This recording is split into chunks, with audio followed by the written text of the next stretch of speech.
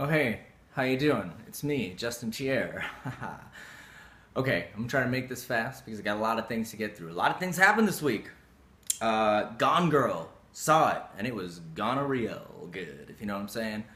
I went with my wife and her mother-in-law. It's always weird watching sex scenes with your mother-in-law. Not that we watch a lot of sex scenes, but you know, if you see a movie and it's just like people are really going at it, it's just weird and disturbing. Anyway, but that was really good. The Finch, the Fleck, together again. I don't know if they worked together before. I don't think so, but I'm gonna say together again anyway because it's kind of fun. This is my fourth cup of coffee. All right.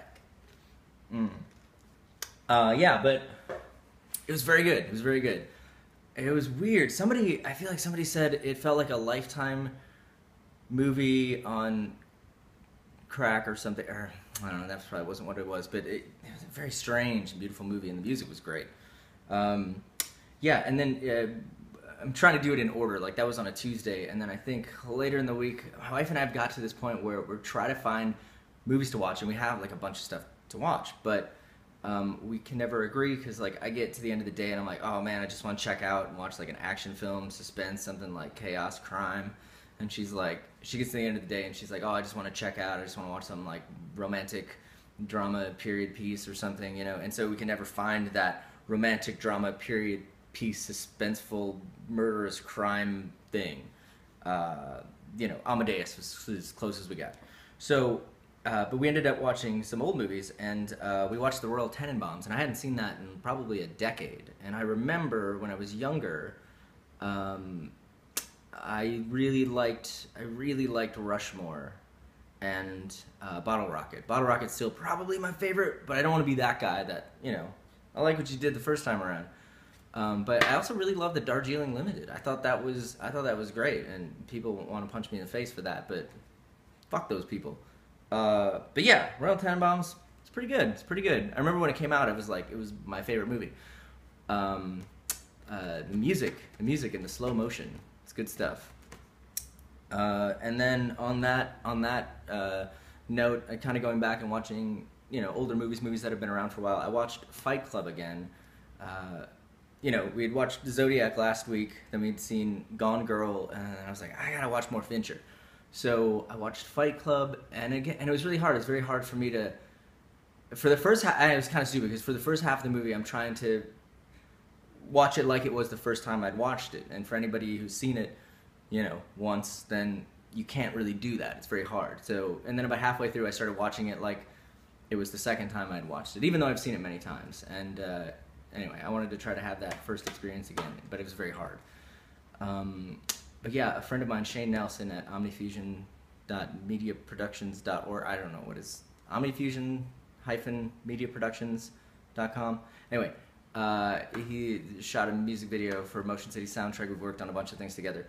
He had this wonderful link of a guy who was deciphering David Fincher's work, and it was brilliant. I'll try to find it and post it on like Facebook or something, because that's where I found it. But it was brilliant, and then so I've just been obsessed with David Fincher, and I feel like of all of those technical filmmakers, you know, I would say Christopher Nolan and maybe James Cameron. I'm just off the top of my head. Whereas James Cameron is all tech. I just don't get into the stories and the feelings. Like I don't care about the characters so much. It's just so much about the image that you're seeing, which is great, and he's good at it. And I actually liked Avatar a lot more than I thought I would. And then Christopher Nolan is just really good storytelling. I don't know. Maybe I should have thought about this before I started speaking. But I feel like David Fincher is more like you get everything. Like you actually care about the characters. Every shot is motivated. It makes sense. It's super technical, but it's also very grounded in reality, and you. I mean, I don't know. Maybe I'm crazy, but I care about all of the characters. You know, I get really invested. I'm sorry, I drank so much coffee. Speaking of which, okay. So I was gonna try to make this under 6 minutes, but it's gonna be more like 10. I watched this documentary that Keanu Reeves was involved in. And I guess he was the narrator, but it seemed like he was the guy behind the guy. But it was called Side by Side, and it was he interviewed a bunch of directors and cinematographers and actors, and people about comparing film versus digital in terms of shooting and what that means. And it is, I'm not going to go into it, but it is fantastic. And it's on Netflix if you have that and you want to see it. But yeah, it's just really good, and it's really wonderful hearing different people say that film is the only way that makes sense, and fuck you if you use digital, and then vice versa. And I had no idea. Like, I knew that George Lucas was the man in terms of, you know, creating technology so that he could make the things he wanted to make, but I didn't know how much of this stuff that he created and then sold to company. Like, it's just crazy. Like, he pretty much is the reason that digital stuff is happening. But yeah, you should check that out. It's really good. Also, Twin Peaks, 25 years later. I'm going to have to get Showtime now. Great. I am very excited about that. I think that I kind of talk to people about this like a band. Let's use the band example. Like, okay, so the Pixies are around, and then they break up.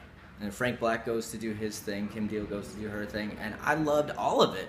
Nah, not so much the Breeders. I loved that first record. But the everything Frank Black did was great. And or like Afghan Wigs, they were together and then they were not. And then we had the Twilight Singers, and every album was great. And I am that guy. Like, I like everything. There's something about that where whatever it is, I'll go to it and I'll enjoy it. So I don't see how I'm not gonna like Twin Peaks. I mean, unless it digresses beyond the image quality of Inland Empire. That's like the only thing that I could, you know, see happening where, okay, if it looks like that, I'm probably not gonna enjoy it. But I don't think it's going to. I think it's gonna be a fun ride. Speaking of which, David Lynch forced my wife to watch Lost Highway yesterday. Not like forced, but it had come up a bunch of times, and I was like really excited because I remember, you know, 1996, 97, somewhere in there, you know, seeing that movie, and I really liked it, and we made it through about an hour before she just lost her mind. And about every 7 minutes or so, she would just yell at the TV, "0 stars!" And and she kept turning to me and was like, "Is this gonna make sense? Is this gonna wrap up at the end? Is this gonna all, like, is there gonna be a cohesive story, or is this like, you know, Mulholland Drive bullshit?" And I was like, well, it's like Mulholland Drive is like Lost Highway 2.0, and she just lost it. But yeah, the cue card's back. I put away all my what are they called? Postcard script line cards, index cards. But I found this wonderful sticker. Everyoneisgay.com. Okay, and then Walking Dead is back. Watched it last night. So good. Oh my god, brutal. And like everyone else on the planet, where's Beth? But if you've seen the preview for season 5, then you know where Beth might be. But that was really good. That was a good time. Okay, so getting to, I know, I'm consuming things. Like, the house is clean. It went on the market. We're getting ready to do stuff. Hey!